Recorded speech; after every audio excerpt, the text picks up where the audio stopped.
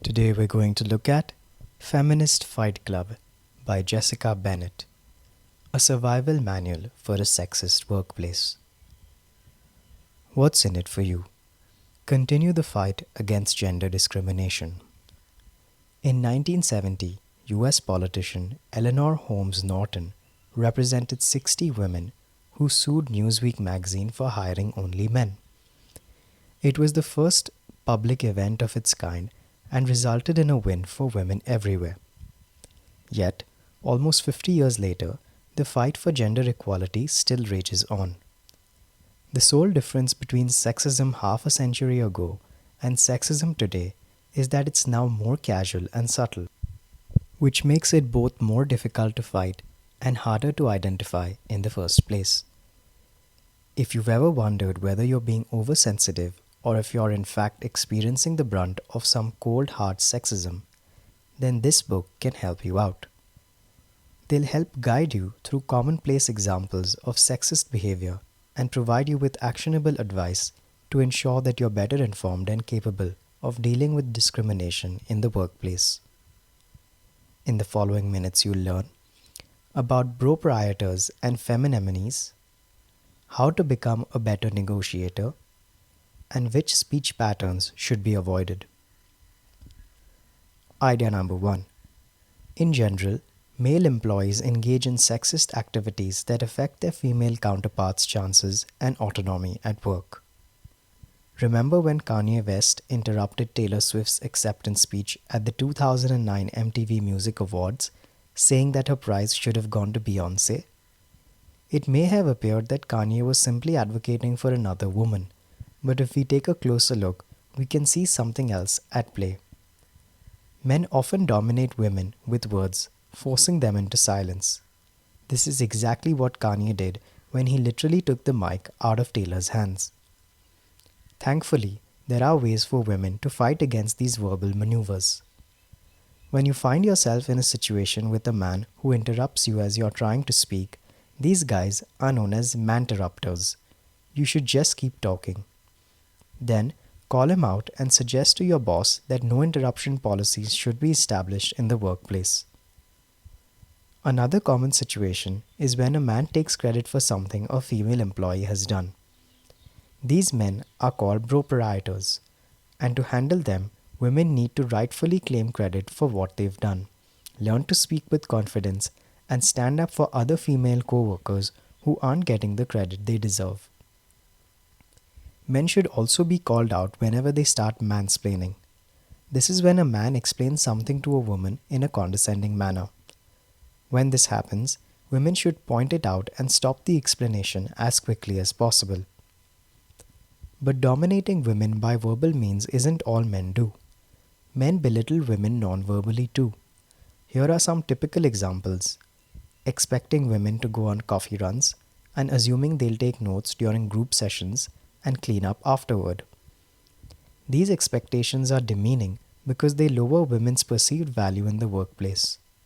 To fight this, women simply need to refuse such requests. In addition to verbal and non-verbal tactics, men also tend to attribute the legitimate feelings of women to biology. This is condescending and shouldn't be tolerated. For example, when a woman feels upset, men will often say the same thing: she's on her period. To fight this catch-all assumption, women can get in the habit of telling men what's actually causing them distress. Idea number 2. Women are also partly responsible for the hardships they experience in the workplace. So men's actions are often responsible for women not receiving a fair chance at work. However, women themselves aren't completely blameless. Historically, women have been deemed the weaker sex, and they're thus prone to feeling inadequate, often even sabotaging their own chances. An example of self-sabotage is imposter syndrome, a lack of belief in yourself and your abilities, which results in your feeling like a total fraud. This is something many women are familiar with, no matter where they're at on the corporate ladder. Another example is the office mom persona, which you know you've adopted when you're too modest and humble about your accomplishments. Taking this persona can result in you undervaluing yourself at work. Instead of letting these outdated and baseless perspectives dominate, women need to improve their self-confidence by practicing powerful poses. Research shows that adopting the stance of a comic book superheroine, like Wonder Woman for example, will raise testosterone and confidence levels even if you do it for only 2 minutes. Women also face difficulties in the workplace because of perfectionists. A perfectionist is a woman who puts overwhelming pressure on herself to be perfect in every single way, both at work and at home. According to a recent study on burnout, female employees are twice as likely as their male counterparts to feel very exhausted or very tired. So, to counteract the exhaustion brought on by attempting perfection, women need to focus more on balancing their work and personal lives, which means doing less overtime, managing stress, and finding time for themselves. Furthermore, women are usually pitted against each other, exacerbating their lower position at the workplace. To illustrate the competition among females, consider the feminemy, a woman who discredits and demeans other women in order to get ahead. Women should avoid such behavior and instead help other women, either through hiring, promoting, or mentoring. And feminemies should always be called out. Highlighting the importance of solidarity between women, diplomat and former Secretary of State Madeleine Albright said, "There is a very special place in hell for women who don't support other women." Idea number 3. Women leaders often have to deal with booby traps or long-held stereotypes. Women in powerful roles are often perceived as bossy or overly ambitious. However, this has more to do with how we perceive leaders in general than with female leaders in particular. Historically, leadership roles have been filled by men, and almost needless to say, degenderizing leadership is still a work in progress. Indeed, a Gallup poll in 2014 found that Americans favor male bosses over female ones. But according to economist Sylvia Ann Hewlett, women aren't the problem. Rather, leadership is generally viewed as an inherently male characteristic. So, to change this perspective, women leaders need to collaborate more with other women, either via mentoring or creating professional networks. It's important to understand that successful women are an invaluable resource for other females, and that working together is the only way for women to move forward and degenderize leadership. Today, women are undervalued, which is evidenced by how they're treated.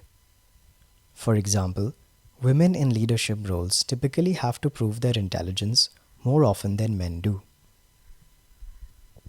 It's simply assumed that they're not up to the task. Perhaps you've heard people say things like, "But you don't look like an engineer," when confronted with a woman occupying a position of power. When you hear these sorts of comments, the key is to ignore them and let your intelligence speak for itself. A woman's value is also under pressure at work meetings, especially when she's alone facing a room full of men. Again, women should work together and ensure that their female colleagues have a voice and are being heard. One final pressure that affects women in leadership roles is the glass cliff. The glass cliff occurs when a failing company hires a woman who is then held responsible when the company hits rock bottom.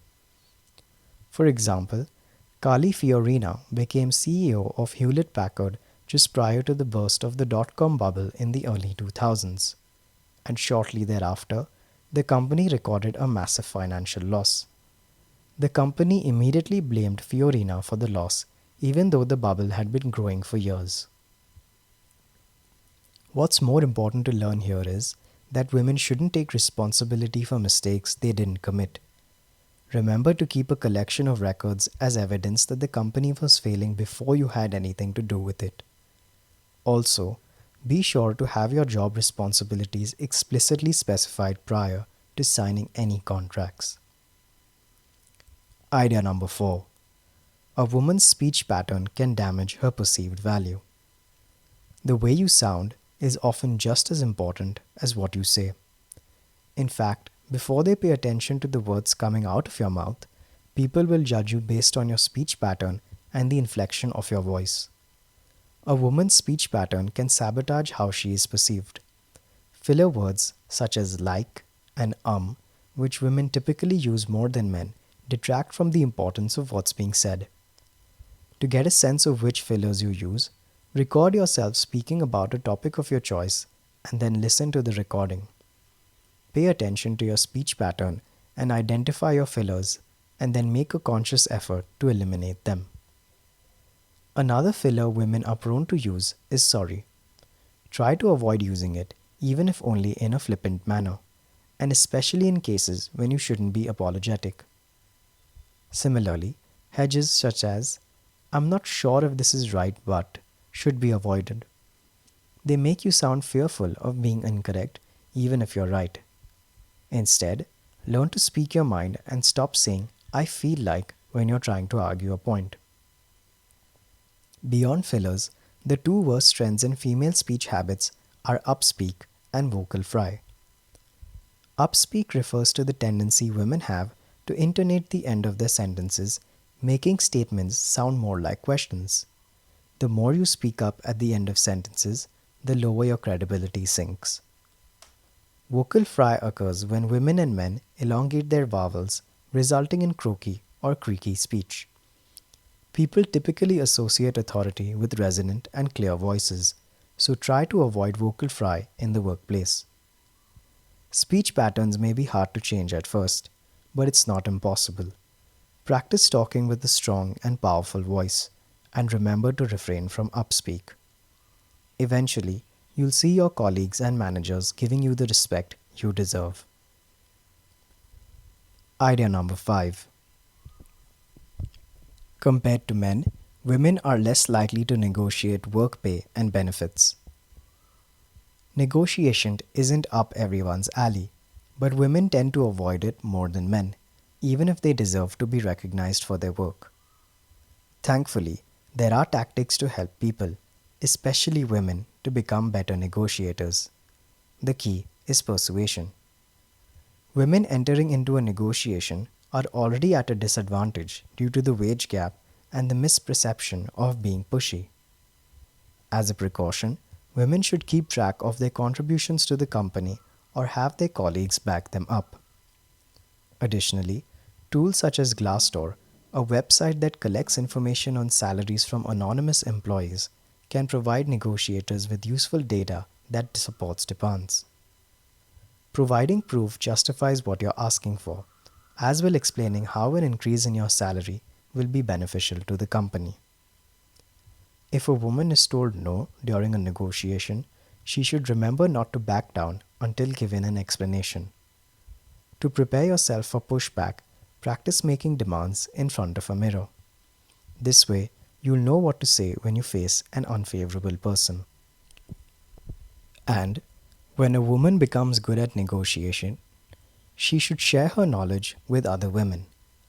Open up about your salary with other females in your industry.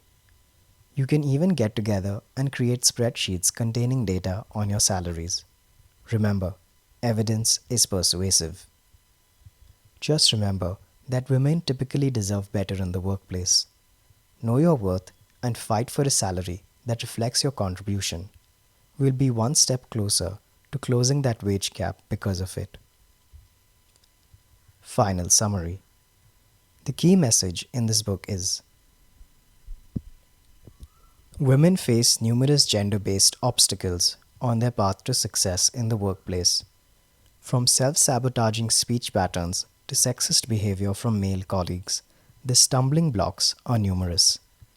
Women can overcome these barriers and improve their careers by being vocal about injustices, working on their negotiation skills, and supporting other women. Actionable advice. Create your own feminist fight club. Gather a bunch of women from your industry and conduct regular meetings to exchange stories and experiences, as well as critical information on job salaries and opportunities. Build a network of support, and together you can wage war against sexism in the workplace and beyond. This is the end. Thank you.